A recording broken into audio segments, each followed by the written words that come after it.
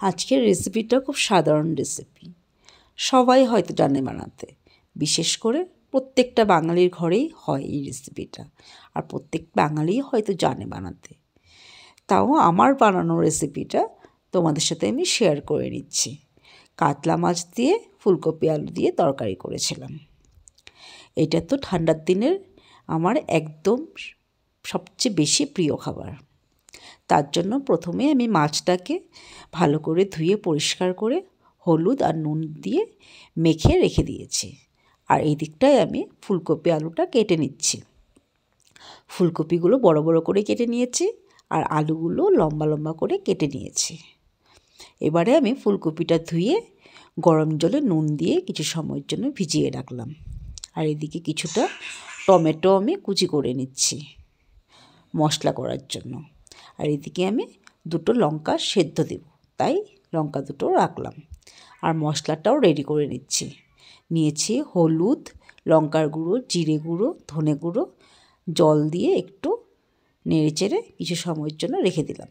আর এদিকে মটরশুঁটিটাও বের করে নিয়েছি। এবার ফ্রাইং প্যানে তেল দিয়ে মাছটা এপিট ওপিট করে ভালো করে লাল করে ভেজে নেব। মাছ ভাজাও হয়ে গেল। এবার ওই তেলের মধ্যেই আমি ফুলকপিটা হালকা লাল করে ভেজে নেব নুন হলুদ দিয়ে। ফুলকপিটা হালকা ভাজা হয়ে গেলে নামিয়ে নেব। আর ফুলকপিটা ভাজার সময় একটু আমি গ্যাসটা লো ফ্লেমে রেখে ঢেকে রেখেছিলাম। এবার সেই তেলে আমি ফোড়ন দিয়ে দেব। ফোড়নে দিয়েছিলাম জিরে, গোটা জিরে দিয়ে এবারে আমি আলুটা হলুদ নুন দিয়ে হালকা লাল করে ভেজে নেব। আলুটাও আমি একটু ঢাকা দিয়ে ভেজে নিয়েছিলাম।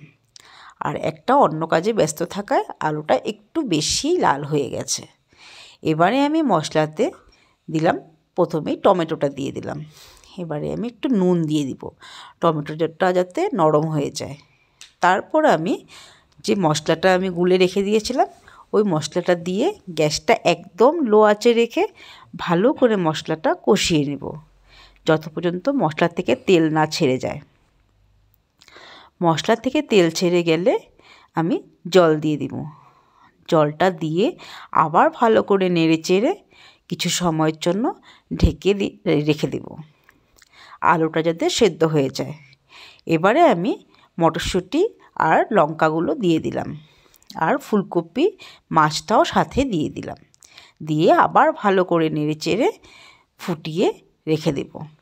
হয়ে গেল আমার ফুলকপি আলু দিয়ে মাছের ঝোল। আর নামানোর সময় ঠান্ডার দিন যেহেতু অবশ্যই ধনেপাতাটা তো দিতেই হবে, না হলে তরকারির স্বাদ তো সেটা আসবে না। ভীষণ ভালো লাগে আমারটা খেতে। তোমাদের কেমন লাগে?